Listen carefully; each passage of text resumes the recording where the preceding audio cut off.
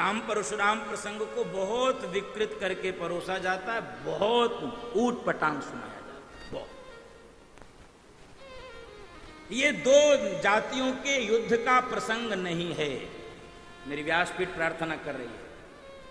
ये दो वर्ग को लड़ाने का प्रसंग नहीं है, ये अंश और अंशी के मिलन का प्रसंग है।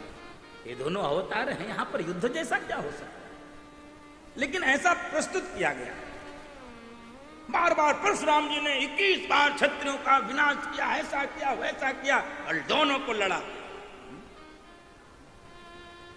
ऐसा कुछ नहीं हुआ था, ऐसा कुछ नहीं हुआ।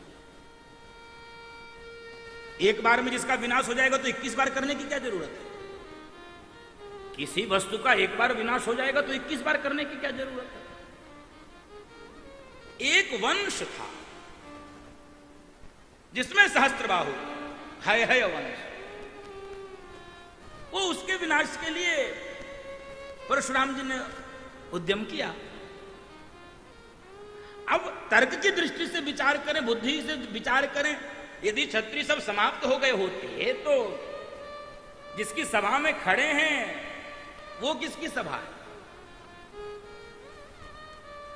जिस सभा में परशुराम जी खड़े हैं वो किसकी सभा है? वो तो जनक जी की सभा है, वो तो क्षत्रिय की सभा है। जो राम जी खड़े वो कौन है? वो तो क्षत्रिय के यहां जन्म लिए हैं। इसलिए कई बार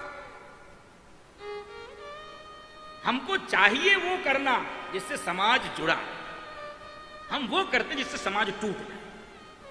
और बड़े लोगों से मेरी व्यासपीठ प्रार्थना करती है, उनके आचरण से, उनके भाषण से ये नहीं होना चाहिए समाज।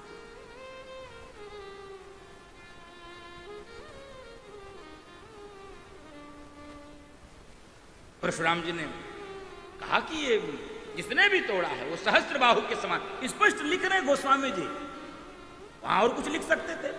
सहस्त्रबाहु समसो रिपु मोरा, वो मेरा दुश्मन है लेकिन किसके समान? सहस्त्रबाहु के समान है, और कोई नाम नहीं लिया।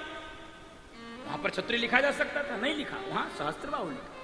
इसलिए ये विवेक होना चाहिए श्रोताओं को भी, वक्ताओं को भी, समाज के बड़े जिम्मेदार लोगों को भी यह विवेक पूर्वक ही विचार करना। और कहा कि जिसने भी धनुष तोड़ा है वो सहस्त्रबाहु के समान दुश्मन है, या तो सभा उसको अलग कर दे या तो वो स्वयं अलग हो जाए। और यदि ऐसा नहीं हुआ सो बिलगाऊ बिहाई समाज, सो बिलगाऊ बिहाई समाज, न तुम्हारे जय है सब राजा, न तुम्हारे जय है सब राजा। और नहीं तो सब राजा मारे जाएंगे। अभी तक जो राजा मुस्कुरा रहे थे, अब सोचे अब क्या होगा। ये तो कह रहे हैं न तो मारे जाइए सब राजा, सारे राजा मारे जाएंगे। अब इतना विनय पूर्वक बोलने के बाद भी भगवान के इनका क्रोध जब शांत नहीं हो रहा है तो लक्ष्मण जी भगवान के बगल में आकर खड़े हो गए।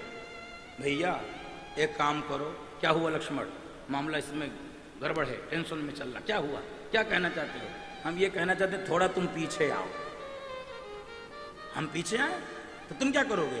तुम पीछे आओ, मोर्चा हमको संभालने दो। कहे तुम क्यों संभालोगे? कहे ये बाबा तुम्हारे मतलब का नहीं, ये मेरे मतलब का है। कहे तुम्हारे मतलब का क्यों है? कहे जिस भाषा का जो जानकार हो उससे उसी भाषा में बात करना चाहिए।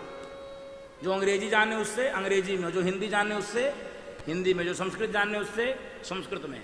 और ये बाबा जी आपकी भाषा समझ नहीं पा रहे हैं, आप तो हे नाथ कर रहे हैं और ये उतने गर्म हो रहे हैं। आइए पीछे, हमको जरा मोर्चा संभालने दीजिए, हमको जो जिस भाषा का जानकार हो है।